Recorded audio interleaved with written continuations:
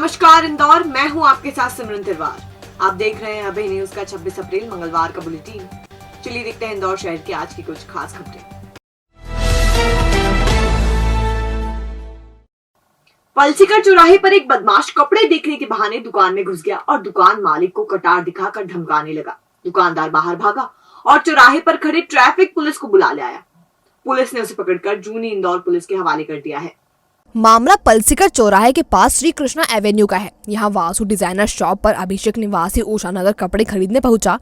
उसने दुकान संचालक से कपड़े दिखाने को कहा। यहाँ कपड़े महंगे बताने की बात पर दुकानदार से बहस करने लगा। विवाद बढ़ा तो अभिषेक ने अपने बैग में से रखी कटार निकाली और दुकानदार के साथ वहाँ मौजूद महिला स्टाफ को धमकाने लगा।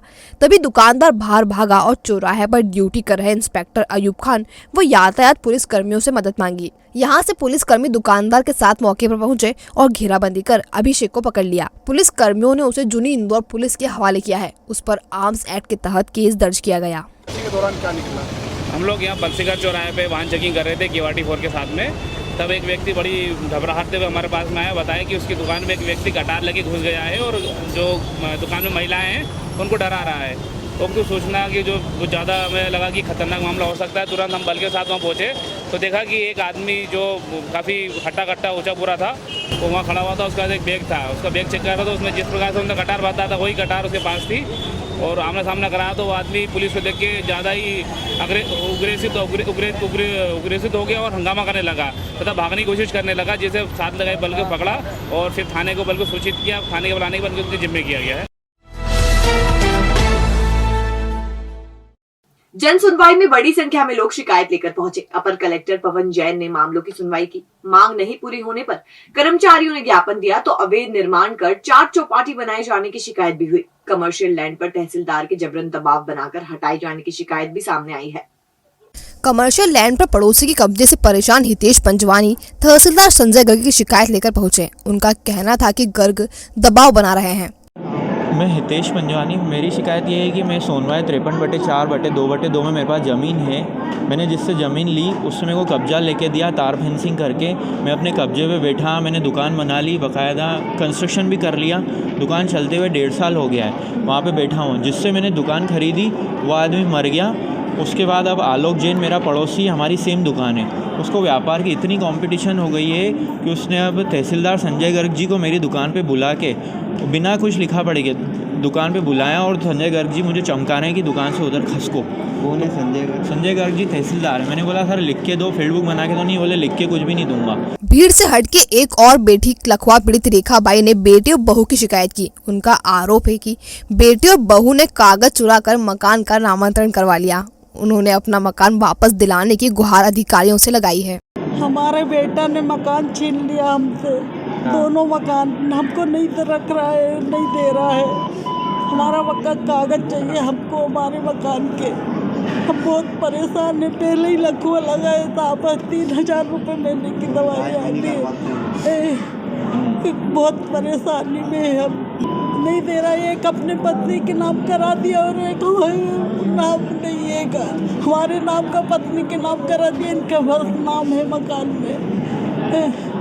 क्या करें, हम कहाँ जाए? कोरोना काल में लोगों की जान बचाने वाले संविदा कर्मचारियों ने अपनी मांगे पूरी नहीं होने पर कलेक्टर कार्यालय में ज्ञापन दिया। अपर कलेक्टर राजेश राठौर ने यह मामला शासन के पास भेज दिया है। जो पिछले 2 वर्षों से कोरोना महामारी में lab technician, Ayush doctor, radiographer, paramedical staff, ward boy और समस्त स्टाफ जो कोरोना जैसी महामारी में पिछले 2 वर्षों से लगातार कार्य करते आ रहे थे, उन्हें सरकार ने बजट का हवाला देते हुए 30 मार्च को उनकी सेवा समाप्ति का आदेश निकाल दिया गया। तो हम उसी उद्देश्य से सभी लोग आज यहाँ पे जन सुनवाई में एक आवेदन देने आए थे कि हमें जल्द हमारा सेवा समाप्ति आदेश बहाल किया जाए और हमें संविदा या नियमित नियुक्ति की जाए।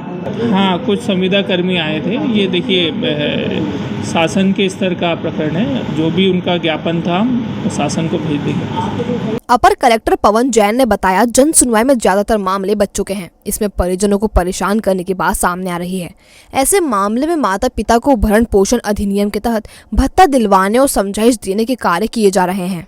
चीज़ देखने में आ रही है कि माता पिता भरण पोषण अधिनियम में बच्चे लोग अपने माता पिता को परेशान लगातार कर रहे हैं। और दूसरा पहलू ये भी है कि लोगों का विश्वास भी संस्था के ऊपर आया है कि कलेक्टर साहब के निर्देशानुसार लगातार हमारे जो SDM हैं वो सक्षम प्राधिकारी हैं माता पिता भरण पोषण अधिनियम में, वो लोग ऐसे केसेस में गंभीरता से सुनवाई भी करते हैं, बच्चों को बुलाते हैं और इस बात को समझाइश भी देते हैं और उसके बाद नहीं मानते को साथ में रख रहे हैं और साथ में इस बात का इंश्योरेंस भी कर रहे हैं कि भविष्य में उनको परेशान नहीं करेंगे। देपालपुर से आई विधवा निशा गोस्वामी ने पति की मौत के बाद मकान से निकालने की धमकी और मकान पर जबरन कब्जा कर बेचे जाने की शिकायत की है। राजेश राठौर ने इस मामले में कार्रवाई का भरोसा दिलाया। ये शिकायत लेके आई हूँ सर कि आज मेरे पति एक्सपायर हो गए, मैं सास ससुर को हिस्सा नहीं दे रही, मैं छोटे छोटे बच्चे उनको खा लेके जो आज मेरे पति ने सुन के खून पसीने से मकान बनाया, वो मकान बेच रहे। आज सास ससुर इसमें उनके साथ दो तीन बार आज वो किसी ने परिवार वालों ने कुछ नहीं बोला। आज वो चले गए तो परिवार वाले 24 घंटे उसी घर में धरना दे के बैठे न सर। मेरे बच्चों को नंगी नंगी गाली देते और वो बोले इसके बाप मरा उसी जगह इसका इनका खड्डा खुदवा के बिठा हुआ। आज मेरी जान को खतरा, मेरे बच्चों की जान को खतरा, इन बच्चों उनको लेके मैं कहाँ जाऊँ सर, मेरे को इंसाफ चाहिए। बिल्कुल एक कनाडिया का मामला था जहाँ भाई की हत्या हो गई है, FIR है उसमें ऑलरेडी हो चुकी है और कोर्ट में सब्जुडाइज है मामला। हम उनकी किस प्रकार से मदद कर सकते हैं, पीड़ित प्रतिकर जो नियम है उसके तहत मैं उसका परीक्षण करवा रहा हूँ हम लोग उसमें। क्राइम ब्रांच ने ऑनलाइन IPL क्रिकेट सट्टा चलाने वाले 2 आरोपियों को गिरफ्तार किया है। आरोपी वेबसाइट से ग्राहकों की ID बनाकर मोबाइल से ऑनलाइन सट्टा चला रहे थे। सटोरिये से 7 मोबाइल, 2 लैपटॉप, LED टीवी और 1,20,000 रुपए नगद जब्त किए गए हैं। क्राइम ब्रांच ने सट्टे के अंक लिखा रजिस्टर भी बरामद किया है। दरअसल क्राइम ब्रांच को मुखबिर से सूचना मिली थी कि विजयनगर थाना क्षेत्र के श्रद्धाश्री कॉलोनी में IPL का ऑनलाइन सट्टा संचालित किया जा रहा था। पुलिस ने घेराबंदी कर 2 आरोपी विशाल पिता रंगलाल और अनूप पिता मनसुख लाल दोनों निवासी श्रद्धाश्री कॉलोनी को पकड़ा है। दोनों अपने घर में ID बनाकर ग्राहकों को ऑनलाइन सट्टा खिलवा रहे थे। आरोपी सट्टे की मास्टरमाइंड ID पर 10 और एजेंट ID पर 5% कमीशन लेते थे। विजयनगर क्षेत्र में क्राइम ब्रांच के द्वारा IPL का सट्टा पकड़ा गया था। इसमें 2 लोग गिरफ्तार किए गए हैं। लगभग 1.25 लाख रुपए की जब्ती हुई है और 7 मोबाइल और 2 लैपटॉप मिले हैं। इसमें करोड़ों का लेखा जोखा मिला है। ये लोग अपने कुछ वो नेटवर्क के ऊपर के लोगों से ID लेके चला रहे थे और आगे काफ़ी लोगों को खिला रहे थे। इस संबंध में आगे विवेचना चल रही है और जो भी ये पूरा नेटवर्क है इस संबंध में हम आगे और कार्रवाई करेंगे। फर्जी ऋण पुस्तिका बनाकर व फर्जी रजिस्ट्री से जेल में बंद आरोपियों की जमानत करवाने वाले गिरोह के 3 आरोपियों को क्राइम ब्रांच ने गिरफ्तार किया है। ये सभी 5 साल से फर्जी जमानतदार बनकर जेल में बंद कई आरोपियों की जमानत करवा चुके हैं। आरोपियों से फर्जी ऋण पुस्तिकाएं एवं फर्जी रजिस्ट्री जब्त हुई है। आरोपी जगदीश पिता नरसिंह को 2020 में फर्जी ऋण पुस्तिका से जमानत करवाने के केस में MG रोड पुलिस ने गिरफ्तार कर जेल भेजा था। वो करीब 2 सालों तक जेल में रहा। दरअसल क्राइम ब्रांच ने मुखबिर की सूचना पर जसवंत पिता दलील सिंह ठाकुर निवासी स्कीम नंबर 78 अरनय नगर, दिनेश पिता दौलाजी नायक निवासी ग्राम मुंडला कलमा तहसील देपालपुर और जगदीश पिता नरसिंह चौहान निवासी ग्राम आगरा तहसील हाथोड़ को पकड़ा। पुलिस को आरोपी जसवंत पास से फर्जी रजिस्ट्री की फोटोकॉपी के 3 सेट मिले। रजिस्ट्री की फोटोकॉपी के पेजों के पिछले भाग पर आरोपी जसवंत ठाकुर द्वारा जेल में बंद आरोपियों की जमानत देना पाया गया है। 3 रजिस्ट्री की फोटोकॉपी पर फर्जी तरीके से 21 जमानत दी गई। पूछताछ में आरोपी जसवंत ने बताया उसके मकान की रजिस्ट्री पत्नी मथुरा भाई के नाम पर है। उसकी फोटोकॉपी करवाकर फर्जी तरीके से जेल में बंद आरोपियों की जमानत देता है। जब जमानत मंजूर कर देने के बाद रजिस्ट्री के पेज भर जाते थे तो आरोपी जसवंत रजिस्ट्री की फिर फोटोकॉपी करवाकर फिर से जमानत करवा देता था। वह करीब 8 सालों से आरोपियों की फर्जी जमानत करवा रहा था। पुलिस आरोपियों से पूछताछ कर रही है। फर्जी ऋण पुस्तिका मामले में हमने एक आरोपी को गिरफ्तार किया है जो रजिस्ट्री के माध्यम से फर्जी जमानत कराता था। बार बार वो रजिस्ट्री की कॉपी निकालता था और उस पर बार बार जमानत कराता था, तो उसको पकड़ा है। इसके अलावा ऐसे 2 जमानतदार पकड़े हैं जिन्होंने केसेस में जमानत दी हुई है, फर्जी जमानत दी हुई है। लगातार इसमें जैसे जैसे हमको कोर्ट से और तहसीलों से डेटा मिलता जा रहा है, इसमें जितने भी लोगों ने फर्जी जमानत दी है उन सब पे हम कार्रवाई करते जा रहे हैं। उज्जैन जिले के बड़नगर तहसील के विधायक मुरली मोरवाल के बेटे करण मोरवाल को MG रोड पुलिस ने सोमवार रात गिरफ्तार कर लिया। उस पर 5,000 रुपए का इनाम घोषित था। वो रेप कांड में कूटरचित दस्तावेजों से जमानत लेने के मामले में फरार चल रहा था। मामले में आरोपी को मेडिकल बनाकर देने वाले डॉक्टर को भी आरोपी बनाया गया था, जिसे विभाग ने सस्पेंड कर दिया था। बाद में उसे जमानत मिल गई थी। पीड़िता ने मामले में कलेक्टर व अन्य अधिकारियों को शिकायत की थी। जब दस्तावेजों की जांच हुई तो वह गलत पाए गए थे। बाद में करण मोरवाल और डॉक्टर देवेंद्र स्वामी पर धोखाधड़ी की धाराओं में केस दर्ज किया गया था। इस केस में करण मोरवाल फरार चल रहा था। नगर के विधायक जी के पुत्र करण मोरवाल को आज हिरासत में लिया गया है और उनसे पूछताछ की जाकर आवश्यक वैधानिक पूर्तियां की गई हैं और उनको गिरफ्तार किया गया है और आज ही उनको माननीय न्यायालय पेश किया जाएगा। किस मामले में गिरफ्तार किया? ये पूर्व में एक पीड़िता ने महिला थाने में बलात्कार का अपराध पंजीबद्ध कराया था, तो उस दौरान ये फरार थे और उस दौरान इन्होंने कुछ मेडिकल दस्तावेज घटना के समय के कि मैं उस समय अस्पताल में भर्ती था, इन्होंने प्रस्तुत किए थे माननीय न्यायालय जो हमारा थाने का जुरिडिक्शन आता है। तो उसमें बाद में पाया गया कि ये कूटरचित दस्तावेज थे, तो उसमें हमारे थाने पर करण मोरवाल जी और जिन डॉक्टर ने ये सर्टिफिकेट बनाया था डॉक्टर देवेंद्र स्वामी, तो उन दोनों को आरोपी बनाया था, जिसमें हाई कोर्ट में देवेंद्र स्वामी जी की अग्रिम बेल हो गई थी और इनकी नहीं हो पाई थी, तो जिनको आज हम लोगों ने हिरासत में लिया है। कुछ दिनों की शांति के बाद से धीरे धीरे कोरोना फिर से पैर पसार रहा है। दरअसल एक्टिव मरीजों की संख्या 0 होने पर शहरवासी भी लापरवाह हो गए हैं। लोगों ने मास्क लगाना बंद कर दिया है और सोशल डिस्टेंसिंग का पालन करना भी भूल गए थे, लिहाजा कोरोना रिटर्न हो गया है। पहली और दूसरी लहर में भारी तबाही मचाने वाला कोरोना अब एक बार फिर से सक्रिय हो गया है। रोज इससे संक्रमित मरीज सामने आ रहे हैं, जिसके बाद एक बार फिर से प्रशासन के माथे पर चिंता की लकीरें उभर आई है। इधर लोग भी इससे बेपरवाह हो गए हैं, प्रोटोकॉल को दरकिनार कर दिया, जबकि सरकार का कहना था कि मास्क लगाकर रखें और सोशल डिस्टेंसिंग का भी पालन करें। हेल्थ बुलेटिन के मुताबिक सोमवार को 8 नए मरीज सामने आए, 4 मरीज ठीक होकर घर लौटे। जिले भर में अभी 29 मरीजों का इलाज किया जा रहा है। अच्छी बात ये रही कि अभी मौतों का आंकड़ा थमा हुआ है, लेकिन लोगों ने यदि सजगता और सतर्कता नहीं बरती तो स्थिति बिगड़ने में देर नहीं लगेगी।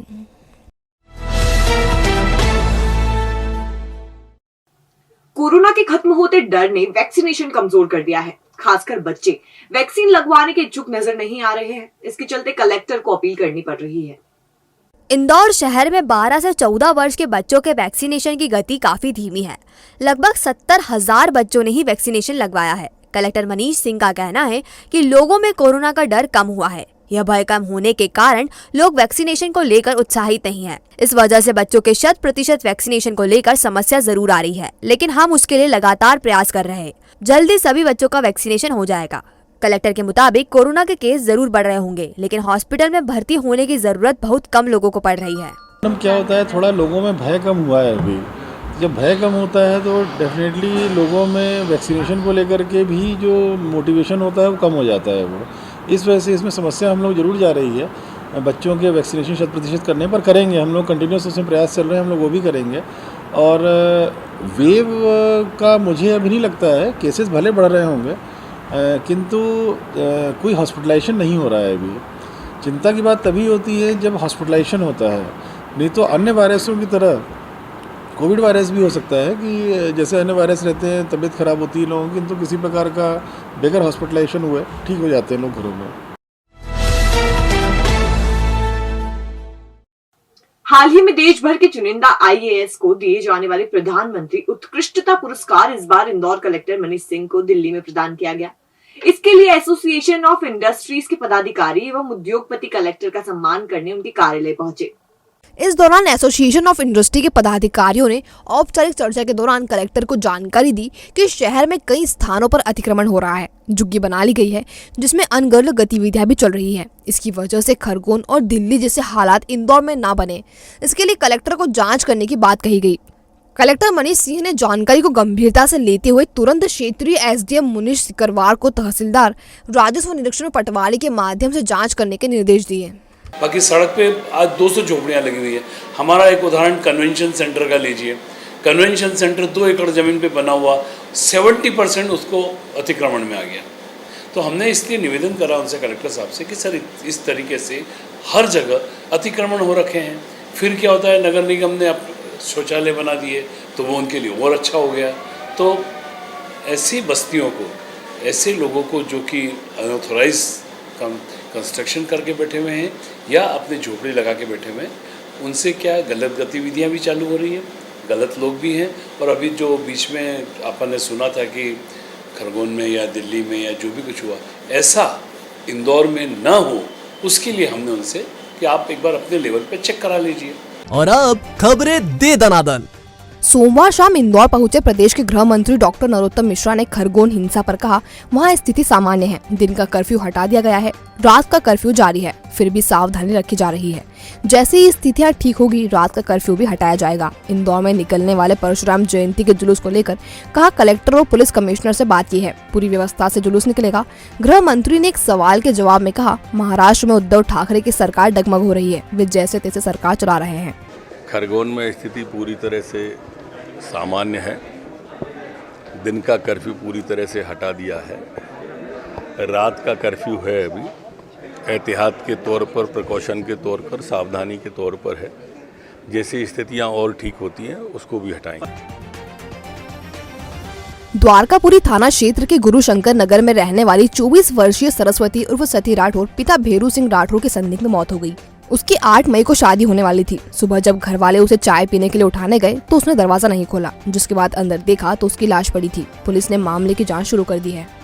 कोई कारण सामने नहीं आया। कितनी उम्र थी? 24 साल। क्या नाम था?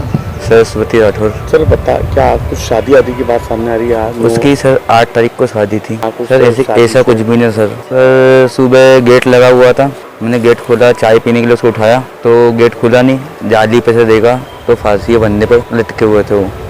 एक 24 वर्षीय एक लड़की है सरस्वती उर्फ सती, पिता भेरू सिंह राठौर, उनके द्वारा अपने दुपट्टे से प्रातः फांसी लगा ली है। अभी तक सुसाइड नोट नहीं मिला है और अभी जांच चल रही है, अभी जानकारियां निकाली जा रही हैं और पूछताछ भी की जा रही है। एरोड्रम थाना क्षेत्र अंतर्गत रूपनगर में रहने वाले 19 वर्षीय दिव्यांश पिता रामनिवास यादव के घर में लाश मिली। घटना के वक्त मां गांव गई थी और पिता ड्यूटी गए थे और दिव्यांश घर पर अकेला था। आसपास काफी देर तक वह बाहर नहीं आया तो पड़ोस का बच्चा छत से अंदर गया तो दिव्यांश मृत पड़ा था। बताया जा रहा है दिव्यांश मोबाइल का आदी था।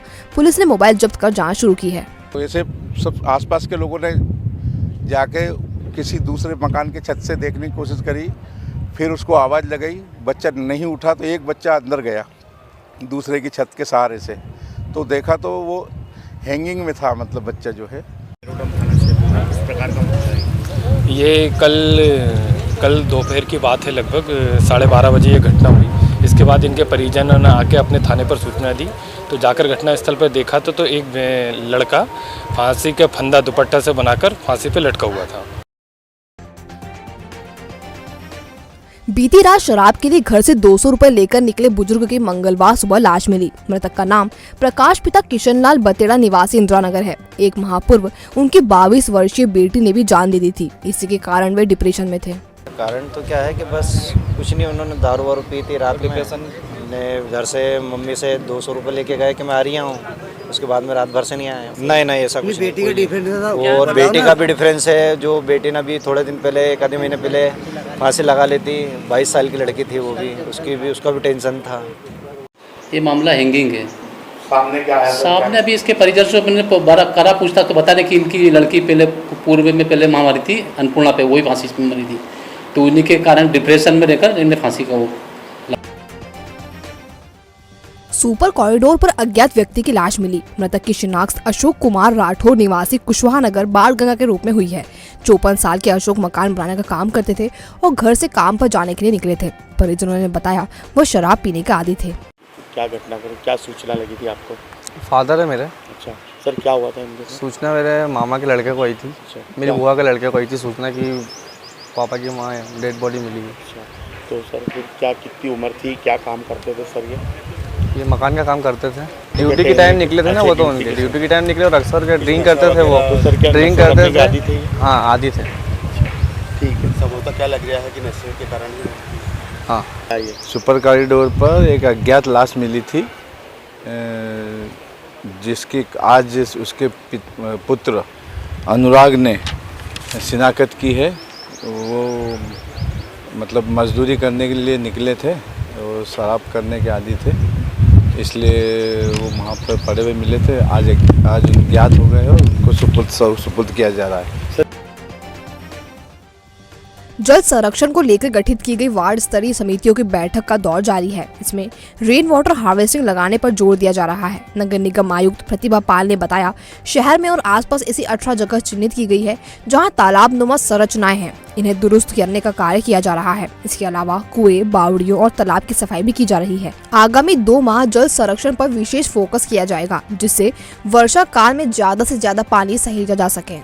जल संरक्षण को लेकर जो नगर निगम इंदौर ने आगे की तैयारी की है, इसमें सभी वार्डों में जो वार्ड स्तरीय जल संरक्षण समितियां हैं उनकी बैठकें की जा रही हैं और कई सारी वार्ड संरक्षण समितियों की बैठक आज हुई है। आने वाले 2-3 दिनों में हम लोग सभी जगह रेन वाटर हार्वेस्टिंग के काम शुरू करेंगे और इसे मिशन मोड पे करेंगे। इसके साथ ही जो अपने अभी वर्तमान में तालाब हैं, बावड़ियाँ हैं, कुएँ हैं, उनके भी अपग्रेडेशन का काम टीम कर रही है। इसके अलावा 18 ऐसी नई स्थानों को भी चिन्हित किया गया है जहां तालाब नुमा संरचनाएं हैं, उनको व्यवस्थित करने की जरूरत है, उनके चैनल्स क्लियर करने की जरूरत है, उनको भी हम लोग काम कर रहे हैं। सोमवार रात बढ़ते अपराधों पर नकेल कैसे लगाई जाए, इस पर समीक्षा बैठक में डीजीपी ने विचार साझा किए। देर रात पूरे अमले के साथ मौजूद पुलिस प्रशासन को डीजीपी ने पारदर्शी स्वच्छ पुलिसिंग के गुर सिखाए। पुलिस कार्य प्रणाली के दौरान माफिया और महिला से संबंधित अपराधों में त्वरित कार्रवाई करने के निर्देश भी डीजीपी ने दिए हैं। हमने अपराध, कानून व्यवस्था और अन्य सभी विषयों पर विस्तृत जानकारी ली और विस्तृत समीक्षा की। माननीय मुख्यमंत्री की जो प्राथमिकताएं हैं, माफिया के विरुद्ध कार्रवाई, महिला अपराधियों के विरुद्ध कार्रवाई, महिलाओं के विरुद्ध अपराध करने वालों के विरुद्ध कार्रवाई तथा अन्य सभी जो भी प्राथमिकताओं पर कार्रवाई हैं, पुलिस के पहलू हैं, उन सब की समीक्षा की गई।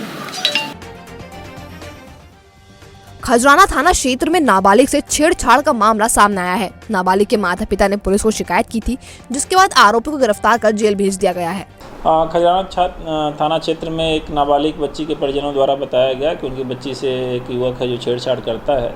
उसके मद्देनजर रखते हुए थाना खजराना में प्रकरण दर्ज किया गया है। प्रकरण दर्ज करने के उपरांत आरोपी को भी गिरफ्तार किया गया है और आरोपी को जेल पेश करके इसमें आगे की कार्रवाई की जाएगी। चक्रवर्ती स्मार्ट चंद्रगुप्त मौर्य की जयंती 28 अप्रैल को मौर्य समाज द्वारा मनाई जाएगी। सुबह 8:30 बजे माल्यार्पण एवं शाम 5 बजे मां कनकेश्वरी धाम से वाहन रैली निकाली जाएगी, जो विभिन्न मार्गों से होकर प्रतिमा स्थल पहुंचेगी। इसके बाद रैली पुनः विभिन्न मार्गों से होकर मां कनकेश्वरी धाम पहुंचकर समाप्त होगी। यह जानकारी मुराई मौर्य समाज के अध्यक्ष प्यारेलाल हार्डिया ने प्रेस वार्ता में दी है। भारत के प्रथम चक्रवर्ती सम्राट चंद्रगुप्त मौर्य जी की जयंती 28 अप्रैल 2022 को मुराई मौर्य समाज द्वारा आह्वान किया गया है और मनाई जा रही है। उसमें सुबह 8:30 बजे माल्यार्पण किया जाएगा। उसके बाद शाम को 5 बजे एक वाहन रैली, जो भव्य वाहन रैली मां कनकेश्वरी धाम की स्पॉट से शुरू होकर बापट चौराहा होते हुए, रविदास नगर होते हुए हीरा नगर मेन रोड से प्रतिमा स्थल पर पहुंचेगी। वहां पर समाज जन द्वारा फूलों की वर्षा की जाएगी और उसके बाद वापस हीरा नगर होते हुए मां कनकेश्वरी धाम पर यह रैली का समापन होगा। तो ये था इंदौर शहर का आज का हाल। कल फिर मिलेंगे इसी समय। नमस्कार।